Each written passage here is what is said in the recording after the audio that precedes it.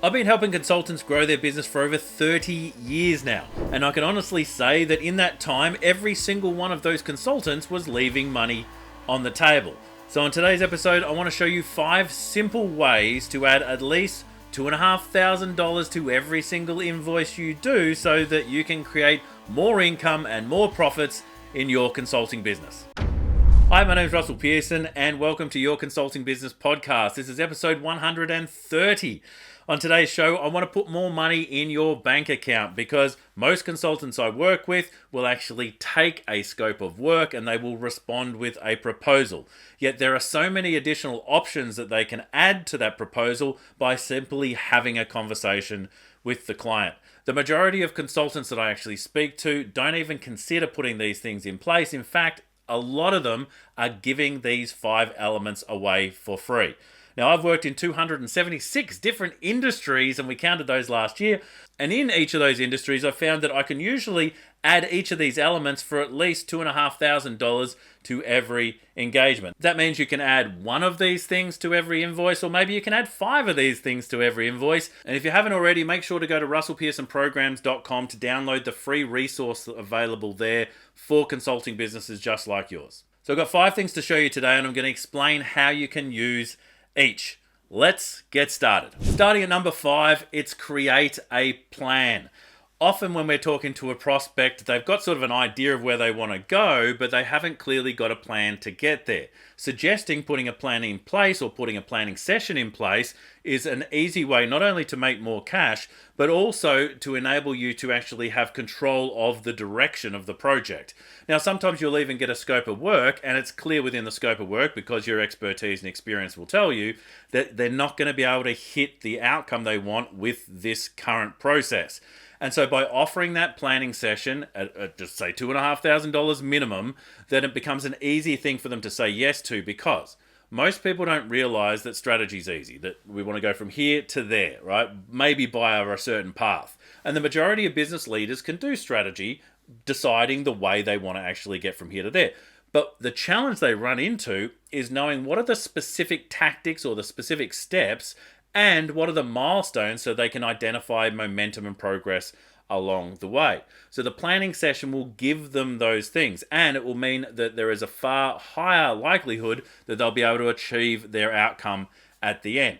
So adding or suggesting a planning session before you actually get into any engagement does 2 really solid things. Number 1, it can separate the project cost from you first getting in with the client, which means that you become an incumbent in the organization. You get behind the procurement side of the business at a much lower cost, which means when it's time for them to actually select someone to move ahead with, you're already there creating the plan with them. But the other side is it also is an addition that many consultants don't even consider. They think that the planning will be part of the process, even if it hasn't been spelled out, which means they're actually giving it away for free. So quantifying it, making it a specific part of the process and adding it to the actual engagement is an easy way for you to make more money.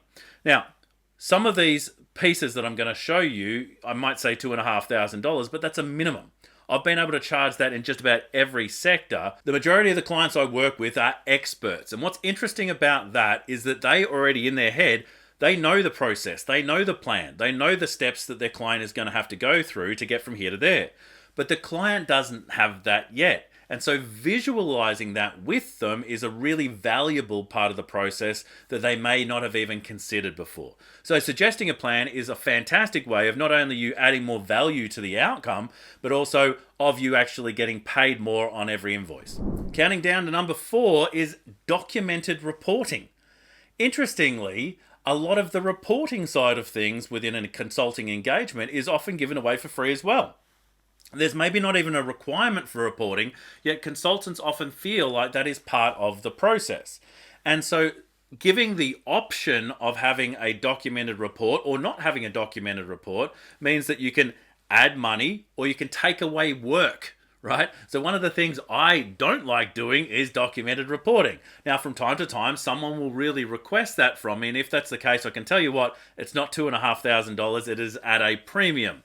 But most people I work with understand that the way I work actually does live reporting, and so I don't go and do the documented reporting later.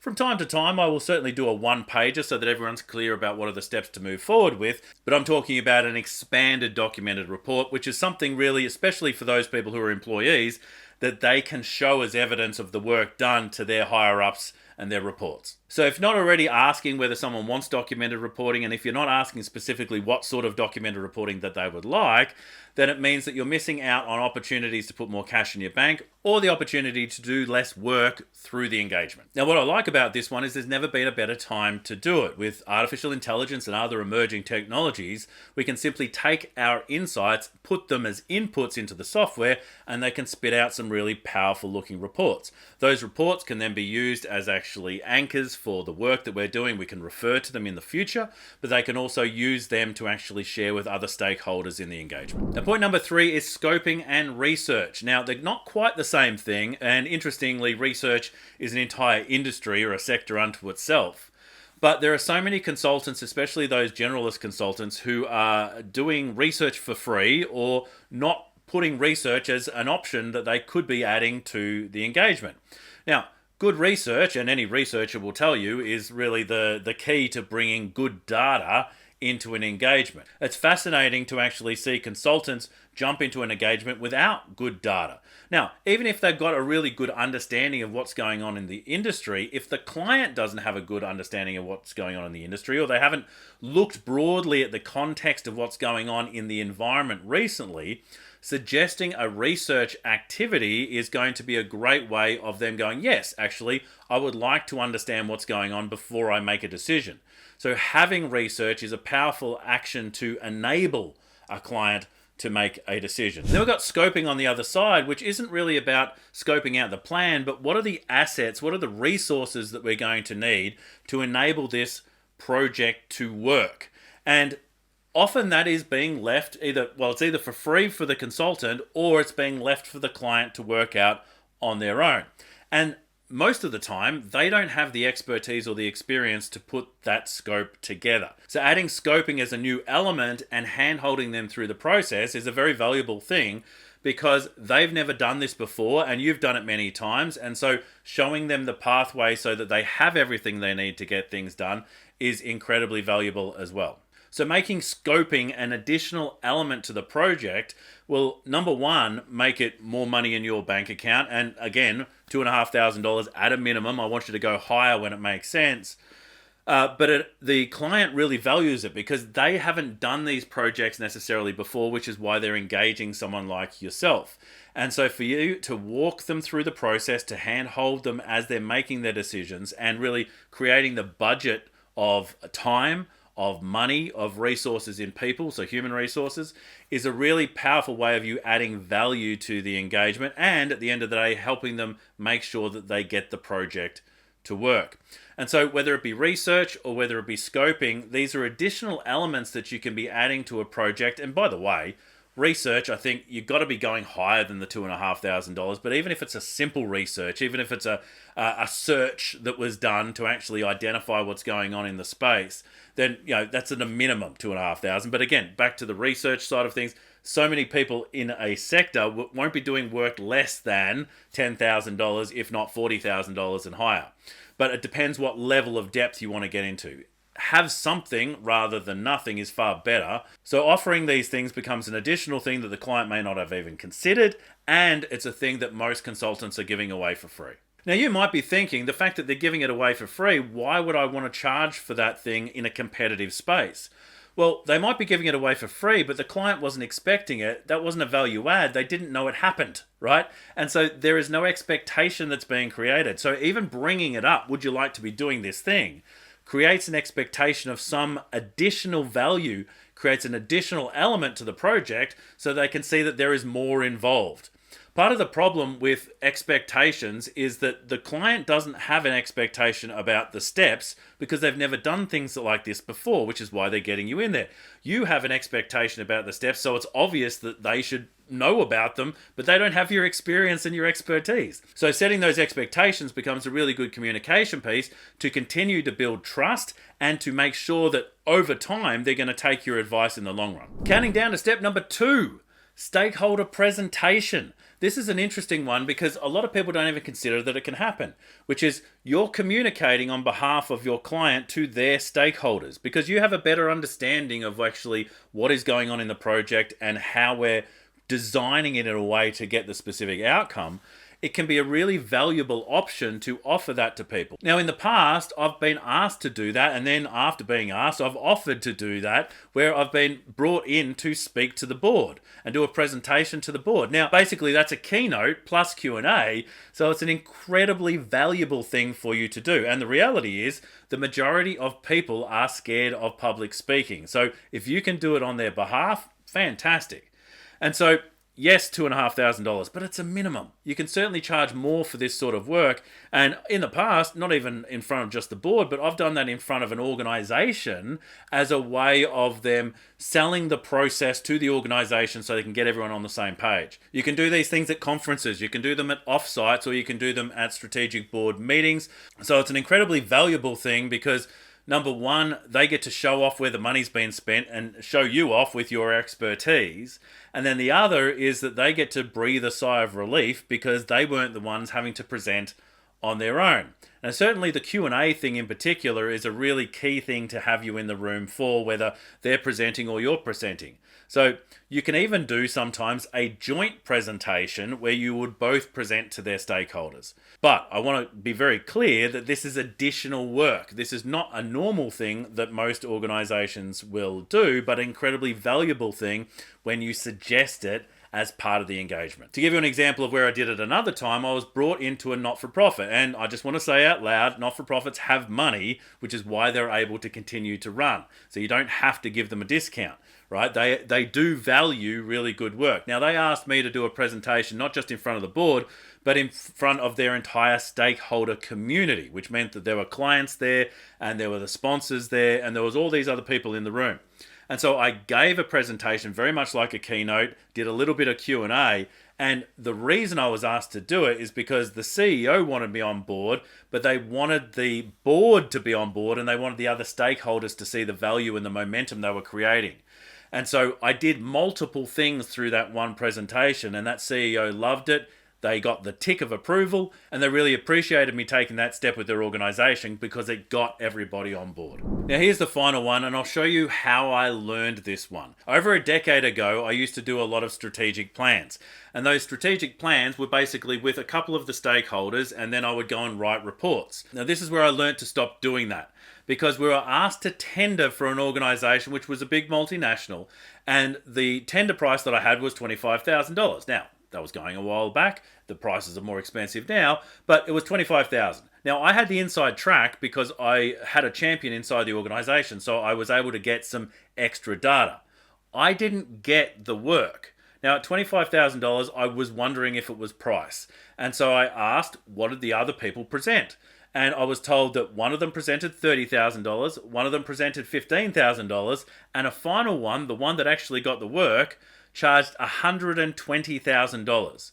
And I was sort of flabbergasted because I'm like, why are you spending that sort of money to get this plan?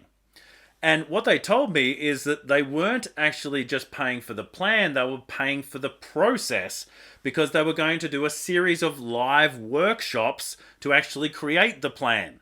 And so by stacking the live workshops, not only did the client feel that they were receiving additional value, but they also wanted to be part of the process in a meaningful way, which meant they learnt about the process as they were going through it. And that's when I realized how valuable live workshops were. And I'd been doing them in the past, but only when I was being asked to do them. And so instead now I started suggesting live workshops for every engagement for two reasons. Number one, I've already told you, I don't like doing documentation, which means the live workshop enables me to do the work with the client and actually work on the board and actually take photos of those things. And that becomes part of the documenting process. And often I'll get the client to document it because it's more important that they have their plan rather than me make a plan, which becomes my plan. I want them to have ownership around the plan.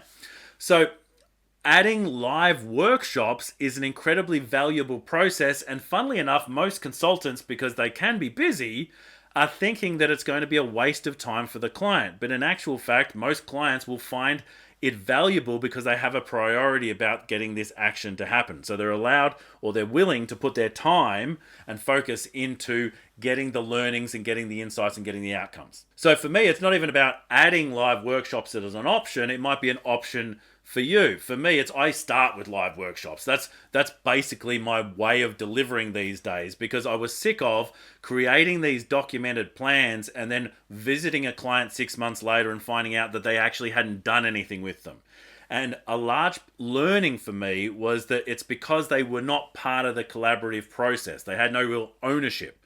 So not only is it going to put more money in the bank account, not only can you charge higher rates for it, but it's going to create more ownership, which enables the client to get better outcomes. So these are just 5 ways to add an additional $2,500 times 5 to any of the engagements that you're going to be making in the future. So whether that's helping people create a tactical plan, whether it's about documenting the report, maybe it's the research and the scoping side of things, or maybe it is doing a presentation to help stakeholders get on board. Live workshops are so cool as well. Any of those options you can add to any of the engagements that are coming up in the future, and all you need to do is ask. So years ago when I had my marketing company, we used to do a lot of design work, and we had a design brief, which is a series of checkboxes and questions we would ask to see if they wanted certain elements added to the project. And so really, this is a list which you can check with the client as you're having that conversation to see if it would be valuable to add this to the discussion. I tend to ask these things after we've got to an agreement. So we've already decided that we're going to do these specific things, and then ask on top, would you be interested in having this as well? So when you're doing that, you're not leaving that money on the table, and you're not doing additional unexpected work for free. I'd love to know which one of these elements you're going to add to your next engagement. Many of them could be obvious, but are you asking for them? I'd love you to let me know. Let me know in the comments below. These are the sort of tactics we discuss in the Consulting Guild. If you want to know more about the Consulting Guild, you can go to theconsultingguild.com, put in an expression of interest there, and we can send you all the details. Who knows, you might be a member of that community very soon. And if you haven't already, make sure to subscribe by hitting the subscribe button and then ringing the bell so you get notified anytime one of these episodes becomes available. For those who haven't seen it, we're also running another show on YouTube here called Consulting Talk Live, which is me talking live and answering your questions. So if you're running a consulting business, I'd love you to go to consultingquestions.com, ask your question there, and you can have me answer it live here on the channel. There's an archive of those questions that I've already answered, and I'd love you to go and check it out. My name's Russell Pearson. This is episode 130 of the Your Consulting Business podcast. Until next time, stay passionate, and I will catch you on the next one.